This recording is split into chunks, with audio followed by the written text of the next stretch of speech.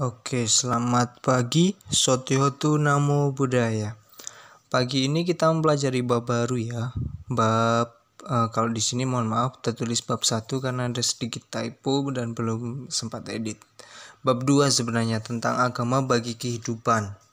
Agama bagi kehidupan kita belajar secara perspektif umum dan perspektif Buddhis juga nantinya. Oke, kita masuk ke pertemuan hari ini. Kita belajar pembukaan dari bab ini dulu ya. Beberapa poin-poin yang penting bagi pembukaan. Oke, kita masuk slide selanjutnya. Ajaran agama Buddha. Nah, kita langsung masuk poin ke ajaran agama Buddha. Pentingnya agama bagi kehidupan, peranan Pancasila Buddha, dan 5 latihan kemoralan bagi umat awam. Pentingnya agama bagi kehidupan di sini digambarkan bahwa agama itu memang sangat penting bagi kehidupan.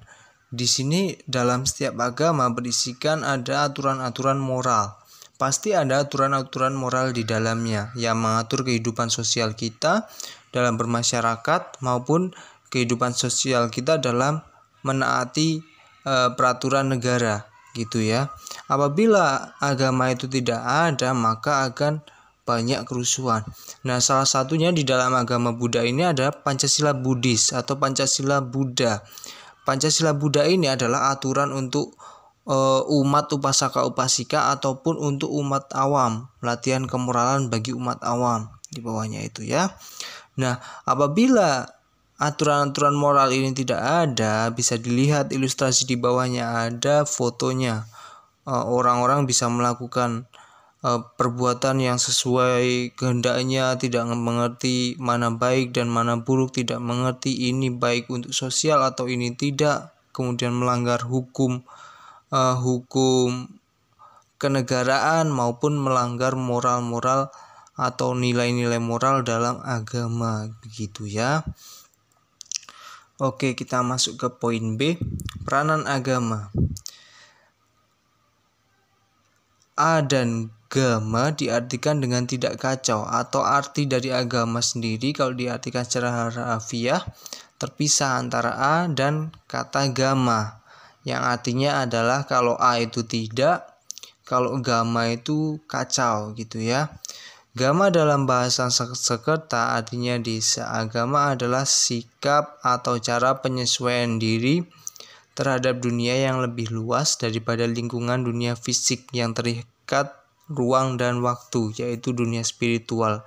Jadi agama bukanlah sekedar sikap seorang terhadap dunia fisik atau duniawi, tapi juga termasuk dunia spiritual, kesucian, kemuliaan, cinta kasih, dan lain-lain. Jadi di sini, semisal tadi di poin A itu adalah pembukaan pentingnya agama secara sosial. Kalau di sini secara sosial, kalau nggak ada agama itu nanti efeknya gimana secara umum. Nah, seperti tadi digambarkan di poin A ya. Kalau dalam poin B ini udah masuk ke langsung spesifik dalam agama, di mana di poin terakhir bisa dilihat. Jadi agama bukanlah bla bla bla bla sampai akhir. Apabila ada orang yang mengaku beragama tapi dia tidak punya cinta kasih, dia tidak mempunyai kesucian, dia tidak mempunyai kemuliaan dan lain-lain seperti kebijaksanaan yang itu merupakan ajaran dari agamanya, berarti dia bukan beragama. Hanya mendapatkan label agama yang dia anut gitu ya.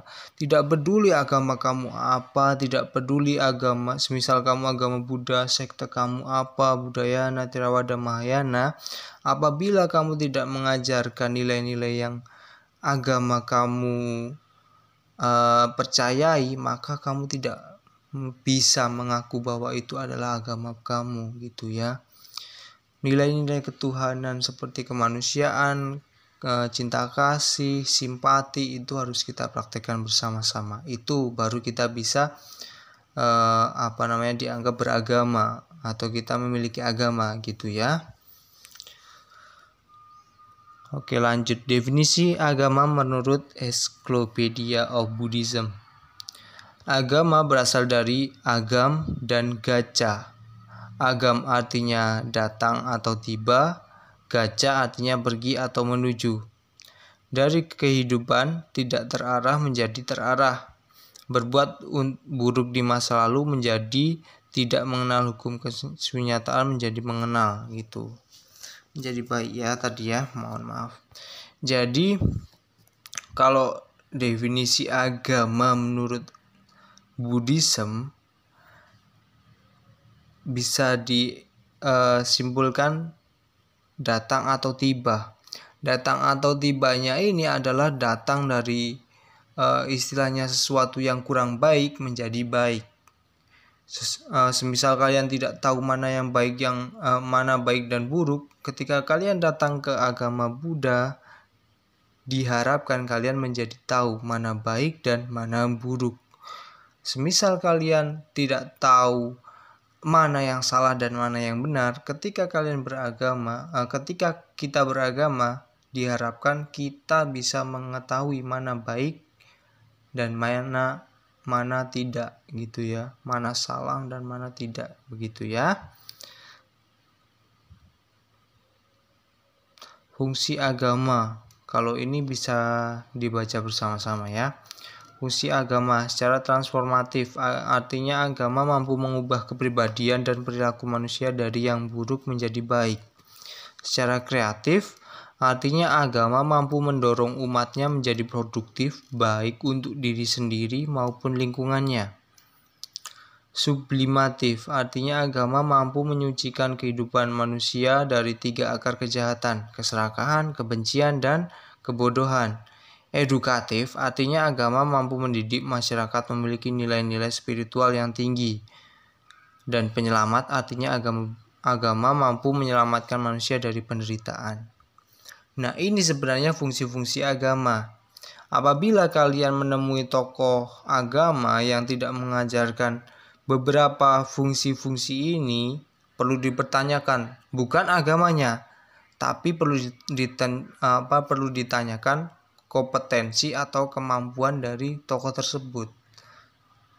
Latar belakang tokoh tersebut itu yang perlu kalian selidiki ya.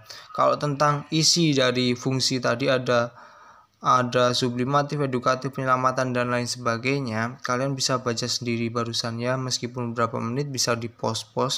Nah, yang terpenting di sini apabila kalian mendapatkan ajaran agama dari tokoh agama, mungkin gurunya seperti saya dan lain sebagainya itu tidak tepat atau sedikit melenceng, terlihat kok ini terlalu radikal, sangat tidak universal, sangat tidak cinta kasih, perlu dipertanyakan. Kalian perlu selidiki asal usul atau latar belakang dari guru kalian tersebut, karena kalau semisal tidak sesuai dengan nilai-nilai ini atau fungsi-fungsi ini, ya itu tidak sesuai, berarti itu sangat membahayakan juga nantinya. Bisa ada timbul radikal, bisa ada timbul organisasi-organisasi garis keras dan lain sebagainya.